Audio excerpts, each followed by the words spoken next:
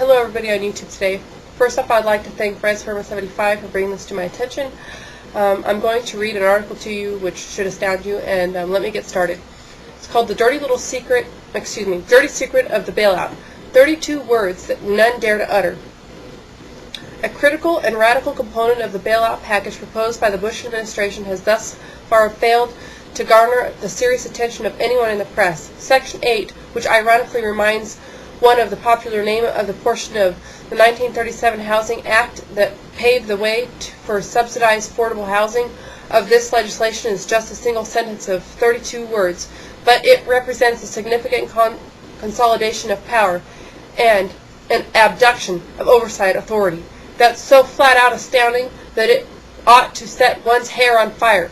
It reads, in its entirety, decisions by the Secretary pursuant to the authority of this article are non-reviewable and committed to agency discretion and may not be reviewed by any court of law or any administrative agency. In short, the so-called mother of all bailouts, which will transfer $700 billion taxpayer dollars to purchase the distressed assets of several failed financial institutions, will be conducted in a manner unchallenged by courts and ungovernable by the people's duly sworn representatives.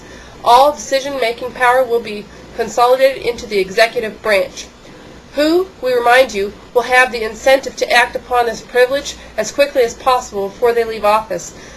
The measure will run up the budget deficit by a significant amount with no guarantee of recuperating the outlay and no fundamental means of holding those who fail to do so accountable. In this is this starting to sound familiar? Robert Kuttner cuts through much of the gloss in an article in today's American Prospect. The ideal proposed by Paulson is nothing short of outrageous. It includes no oversight of his own closed-door operations. It merely gives congressional blessing and funding to what he has already been doing ad hoc. He plans to retain Wall Street firms as advisors to decide just how to cut deals to value and mop up Wall Street's dubious paper. There are to be no limits on executive compensation for the firms that get relief, and no quality share for the government exchange for this massive infusion of capital. Both Obama and McCain have opposed the provisions denying any judicial review of decisions made by Paulson, a provision that evokes the Bush administration's suspension of formal constitutional safeguards in its conduct of foreign policy and national security. The difference between this proposal bailout and the three closest historical equivalents are immense.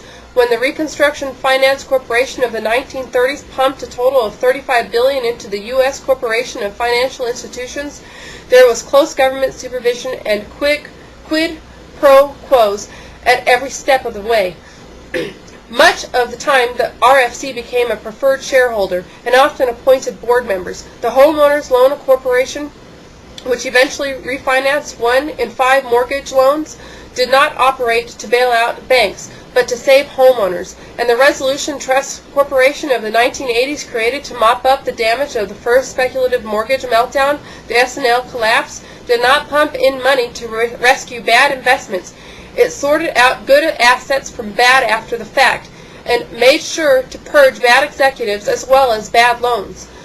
And all three of these historic cases of public recapitalization were done without suspending judicial review. Kuttner's opposition here is perhaps the strongest language I've seen used, pushing back on this piece of legislation.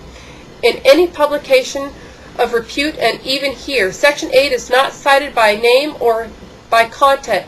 McCletchy's newspaper also allude to Section 8 with concern, citing the unfettered authority of Paulson would be granted and nothing that the law also would preclude court review of steps Paulson might take, something Joshua Rosner, managing director of economic research, Graham, Fisher and Company in New York, said could be used to mask illegal activity. Jack Balkin also gives the matter the sort of attention it deserves on his blog, Balkanization. But elsewhere, the conversation is muted. The debate over whether Congress is going to pass the Paulson bailout package or pass the Paulson bailout package really hard seems to have boiled down to the discussion of time and concessions.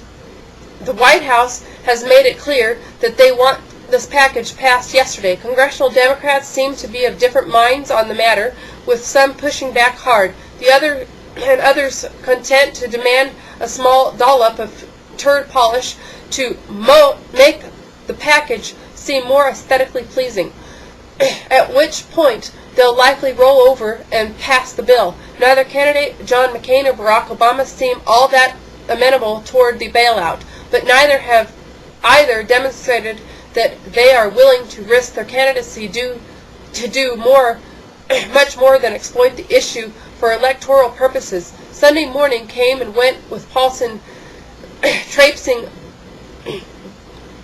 dutiful from studio to studio, facing nary a question on Section 8.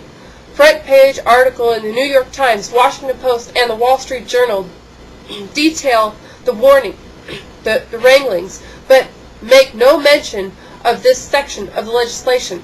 On TV, cable news networks are stuck in the fog of the ongoing presidential campaign. Throughout the coverage, one catches a whiff of what seems like substantive pushback on this power grab, but it largely amounts to a facsimile of journalistic diligence. Most note in general terms that the bailout represents a set of broad powers that will be granted to the Department of the Treasury, yet the coverage offsets these concerns through the constant hyping of the White House's overall message of urgency. But one cannot overstate this Section 8 is singularly transformative sentence of economic policy. It transfers a significant amount of power to the executive branch while walling off any avenue of oversight and offering no guarantee in return. And if the Democrats end up content with winning a few slight concessions, they risk not putting a stop payment on the real blank check, the one in which they allow the erosion of their own powers. Over in the Senate, Christopher Dodd has proposed a bailout legislation of his own, which critically calls for an oversight board that not only includes the chairman of the Federal Reserve, the SEC, but congressionally appointed non-governmental officials, and would require the President to appoint an independent inspector general to investigate the Treasury asset program. In Dodd's legislation, Section 8 is effectively stripped from the bill. Nevertheless, the fact that Section 8 of the Paulson plan seems to strike few as a de facto deal-breaker can and should astound. The failure of Congress to hold the line on this point would be truly embarrassing.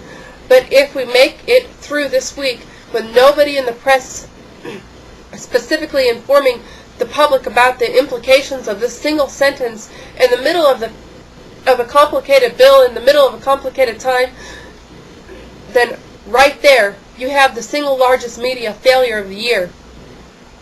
Once again, I'm going to post this URL off to the right. I'm going to post the URL off to the right of the petition to sign to stop this bailout on Wall Street. And that's all I have to say today. Peace out to everybody.